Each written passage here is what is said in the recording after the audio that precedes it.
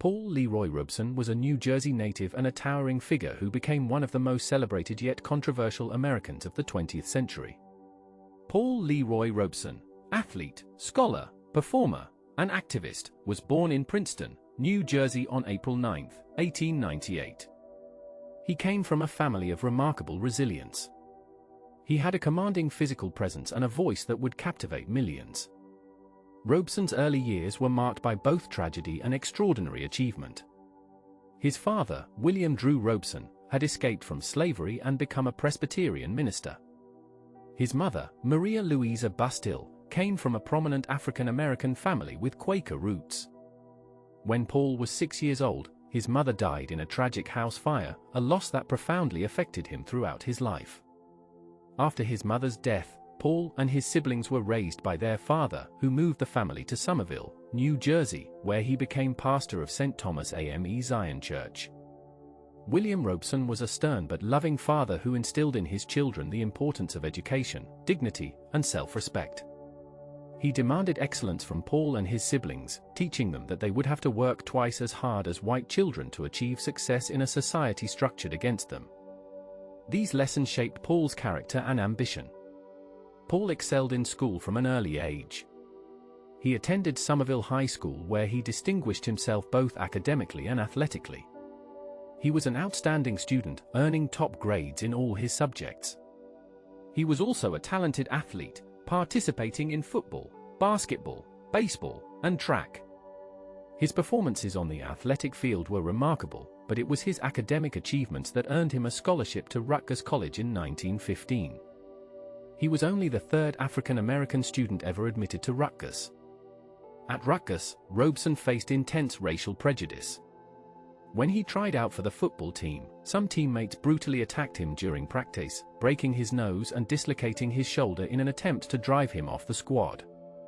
Robeson persevered, returning to practice and earning his place on the team through sheer determination and ability. He became one of the greatest football players in Rutgers history, earning All-American honors in 1917 and 1918. His athletic prowess forced his teammates and opponents to respect him even when they would not accept him as an equal. Beyond athletics, Robeson excelled academically at Rutgers. He was elected to Phi Beta Kappa and Kappa Skull, the college's highest academic honor society. He won prizes in oratory and debate, displaying the powerful speaking voice that would later make him famous. He was valedictorian of his class when he graduated in 1919. His commencement address, titled The New Idealism, called for a world where all people would be judged by their character rather than their race. It was a theme that would dominate his life's work. After graduating from Rutgers, Robeson enrolled at Columbia Law School in New York City. To support himself during law school, he played professional football on weekends for the Akron Pros and later the Milwaukee Badgers. Professional football in the 1920s was far different from today's game, with players earning modest wages and playing without the protection of modern equipment. Robeson was one of the few African-American players in the early professional leagues, facing constant discrimination and physical abuse on the field. While attending Columbia, Robeson met Islander Cardozo Good, known as Essie, a chemistry student at Columbia's medical school.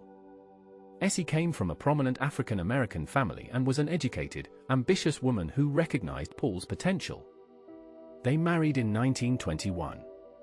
Essie would become Paul's manager, promoter, and partner, though their relationship would be complicated by his numerous affairs and their differing views on his career direction. They had one son, Paul Robeson Jr., born in 1927.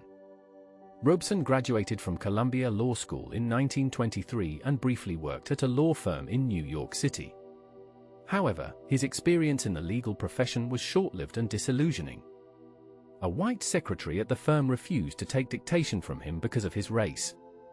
This incident, combined with the realization that opportunities for African-American lawyers were severely limited, led Robeson to abandon his legal career. He had passed the bar examination and possessed a law degree from a prestigious university, yet the color of his skin barred him from practicing his profession with dignity.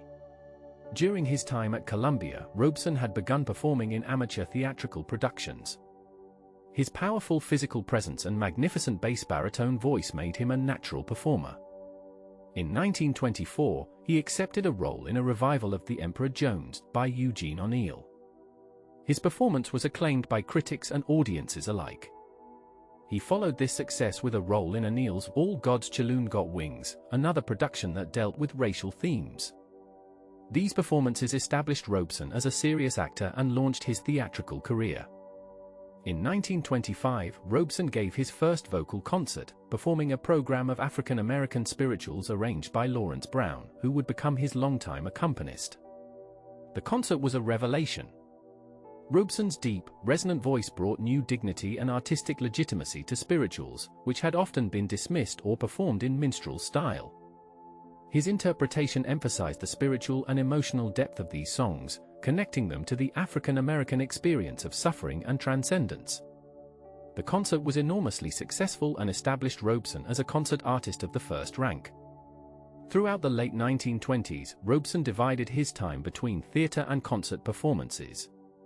He appeared in productions in London and New York, building an international reputation. In 1928, he created the role of Joe in the London production of Showboat, introducing the song Old Man River, which would become his signature number. His performance of this song, with its themes of endurance and suffering, became iconic. Robeson transformed Old Man River from a simple show tune into a powerful statement about the African American experience, often changing the lyrics to make its message more militant.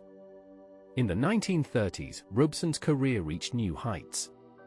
He performed throughout Europe to sold-out audiences. He appeared in several films, including The Emperor Jones in 1933 and Showboat in 1936. However, Robeson became increasingly frustrated with the roles available to African American actors. Most parts required him to play servants, savages, or stereotypical characters. He recognized that Hollywood and the theater industry perpetuated racist images that damaged African Americans. This realization would profoundly influence his later career choices and political activism. During a visit to the Soviet Union in 1934, Robeson experienced what he described as true racial equality for the first time in his life. In the USSR, he was treated with respect and dignity regardless of his race. Soviet society, at least in its official ideology, rejected racial hierarchies and embraced equality among all peoples. This experience had a profound impact on Robeson's political views. He became convinced that socialism offered the best hope for racial justice and equality. His admiration for the Soviet Union would later bring him into conflict with the American government and public opinion. Throughout the 1930s, Robeson became increasingly involved in political activism. He supported anti-colonial movements in Africa and Asia.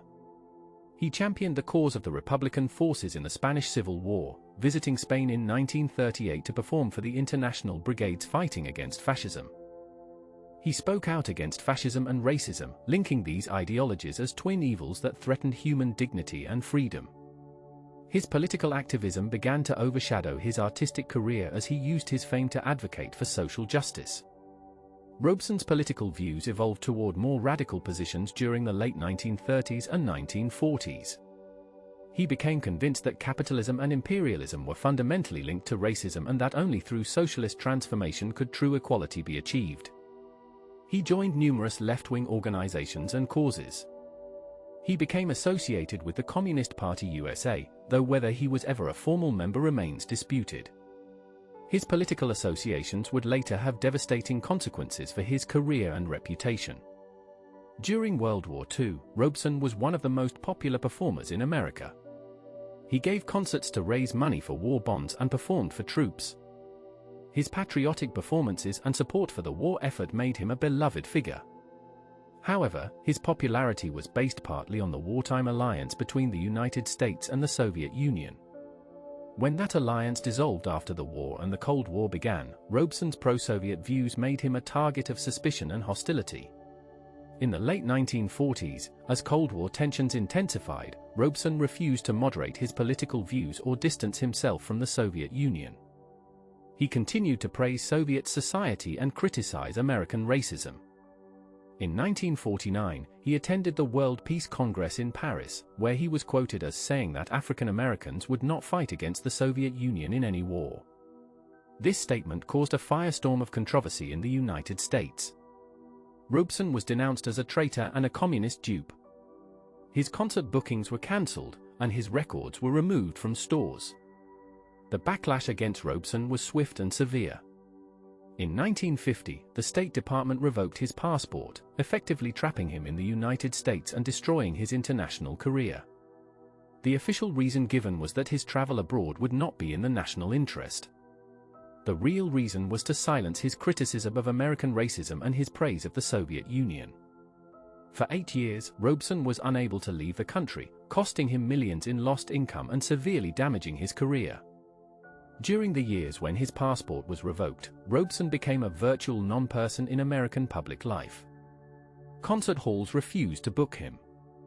Radio stations would not play his records. His name was removed from Rutgers records of all American football players. He was called before the House Un-American Activities Committee in 1956, where he refused to answer questions about Communist Party membership, invoking his Fifth Amendment rights. His testimony was defiant and eloquent, but it further damaged his reputation in the eyes of many Americans. The passport ban also prevented Robeson from earning income abroad, causing severe financial hardship. He had been one of the highest-paid performers in the world, but now he struggled to support himself and his family. He performed at churches, union halls, and other venues willing to host him, often for little or no pay. His health began to deteriorate under the stress of persecution and financial pressure. Yet he refused to compromise his principles or denounce the Soviet Union in exchange for having his passport restored. Throughout this period of persecution, Robeson maintained his dignity and his commitment to his beliefs. He continued to speak out against racism and injustice despite the personal cost. He argued that his treatment proved his point about American racism and the suppression of dissent. He maintained that he had every right as an American citizen to hold his political views and to travel freely. His legal battle to regain his passport became a civil liberties cause, supported by lawyers and activists who saw the passport revocation as unconstitutional. In 1958, after years of legal battles, the Supreme Court ruled in a related case that the State Department could not deny passports based on political beliefs. Robeson's passport was restored, and he immediately resumed his international career. He gave concerts in Europe and visited the Soviet Union, where he was received as a hero. However, the 8-year ban had taken its toll. He was now 60 years old, and his voice had lost some of its power.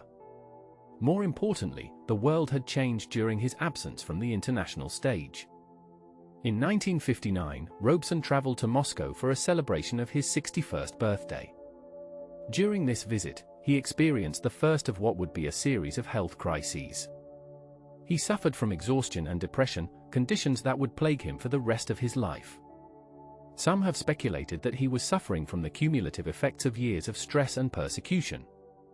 Others have suggested that his health problems may have been related to CIA attempts to discredit or harm him, though no definitive evidence of this has emerged. Throughout the early 1960s, Robeson's health continued to decline. He suffered from severe depression and was hospitalized multiple times. He attempted suicide at least once. His mental and physical deterioration was tragic to witness. The man who had once commanded stages around the world and spoken with such power and eloquence now struggled with basic functioning. His family shielded him from public view as much as possible, trying to protect his dignity. The reasons for Robeson's mental health collapse remain somewhat mysterious. Some attribute it to the cumulative stress of years of persecution and the destruction of his career. Others point to possible medical factors or the effects of treatments he received for depression. His son, Paul Robeson Jr., later suggested that his father may have been the target of CIA drugging or other covert actions designed to silence him. Whatever the causes, Robeson's final years were marked by isolation and suffering. In 1963, Robeson and Essie returned permanently to the United States. They settled in New York, and Paul lived in seclusion. He made few public appearances and gave no more concerts. His voice, which had once filled concert halls, was silenced. Essie died of cancer in 1965, leaving Paul even more isolated. He moved to Philadelphia to live with his sister, Marion, who cared for him during his final years. During the late 1960s and early 1970s, as the civil rights movement achieved major victories and the political climate in America shifted, there was a revival of interest in Robeson's life and career. Younger activists rediscovered his work and recognized him as a pioneer who had sacrificed his career for his principles. In 1973, a 75th birthday celebration was held in his honor, though he was too ill to attend. The event marked a partial rehabilitation of his reputation, acknowledging his contributions to American culture and the struggle for civil rights. Paul Robeson died on January 23, 1976, in Philadelphia. He was 77 years old. The cause of death was stroke. His funeral was attended by thousands who came to pay their respects to a man who had been both celebrated and vilified, honored and persecuted. He was buried at Ferncliff Cemetery in Hartsdale, New York. In death, as in life, Robeson remained a controversial figure, admired by some as a martyr for his beliefs and condemned by others as a communist sympathizer who had betrayed his country. Robeson's legacy is complex and multifaceted. As an artist, he was one of the greatest performers of the 20th century. His interpretations of spirituals brought these songs to concert halls around the world and established them as serious art music. His acting broke barriers for African American performers and challenged racist stereotypes, even as he struggled against the limitations of the roles available to him. His voice was one of the most recognizable and beloved of his era. As an activist, Robeson was a pioneering figure in the struggle for civil rights and human dignity. He spoke out against racism when it was dangerous to do so. He connected the African American freedom struggle to anti-colonial movements around the world, recognizing the global dimensions of racial oppression. He used his fame and platform to advocate for the powerless and oppressed. He paid an enormous price for his activism, losing his career and his health, yet he never recanted his beliefs. Robeson's admiration for the Soviet Union remains the most controversial aspect of his legacy. His defenders argue that he was responding to genuine Soviet achievements in eliminating legal racial discrimination and that his views must be understood in the context of American racism in his era. His critics contend that he was willfully blind to Soviet totalitarianism and the millions who suffered under Stalin's regime. This debate continues to shape assessments of his life and legacy. Modern historians and biographers have worked to present a more balanced view of Robeson, acknowledging both his extraordinary achievements and his political misjudgments. They recognize that he was a man of his time, shaped by the particular circumstances of being a brilliant African American in an era of Jim Crow segregation and limited opportunities. They note that his political radicalism was a direct response to American racism and that his search for societies that practiced racial equality led him to idealize the Soviet Union. Perhaps the most important aspect of Robeson's legacy is his refusal to compromise his dignity or his principles. He could have saved his career by denouncing the Soviet Union and distancing himself from left-wing causes. Many others did exactly that during the McCarthy era. Robeson refused. He insisted on his right to hold his political beliefs and to speak his mind. He paid dearly for this refusal, but he maintained his integrity. This courage and principle, even when misguided, commands respect. Robeson represents a particular type of American figure, the artist-activist who uses fame and talent to advocate for social change. His life demonstrated both the power and the limits of such activism. He showed that artists could be powerful voices for justice and that celebrity could be used to challenge injustice. He also showed that principled stands could come at enormous personal cost and that political judgments, however well-intentioned, could be tragically wrong. In the end, Paul Robeson was neither a saint nor a villain, but rather an extraordinarily talented man who tried to use his gifts to make the world more just. His legacy includes magnificent artistic achievements, courageous activism, and controversial political judgments. He is remembered today for his voice, his athletic achievements, his acting, and his unwavering commitment to human dignity and equality. The persecution he suffered has been widely acknowledged as unjust, and his contributions to American culture and the struggle for civil rights have been increasingly recognized and celebrated.